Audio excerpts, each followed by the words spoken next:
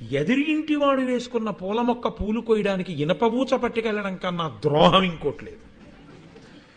జేబులో plastic cover, చేతిలో ఇనపబూచ పట్టుకెళ్ళి ఆ తెల్లవారుజామున చీకట్లో పై కొమ్మలు వీడివి కావుగా నీళ్లు పోసి పెంచుకున్నవాడు నిద్రపోతున్నాడు.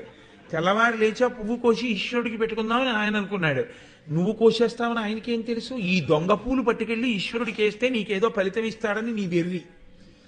అక్కడి నుంచి ఊచ పెట్టి ఆ కొమ్మ ఉంచేస్తుంటే నిజంగా ఏదో ఉచ్చు పోసి లాగేశారనుకోండి, ఎంత వ్యధ చెందుతుందో. తెల్లవారుజామున చెట్టు కొమ్మ అంత బాధతో ఆకులన్నీ రాలిపోతూ అది తల ఉంచేస్తే ఎవరు లేస్తారో ఎవరు చూస్తారో ఏ కుక్క అరుస్తుందో అని మొత్తం గుత్తులు మొగ్గలు పువ్వులు కోసేసి ఈ ప్లాస్టిక్ కవర్ నిండా వేసి, ఇది మార్నింగ్ వాక్ వేసి ప్రతి ఇంటి ముందున్న పువ్వు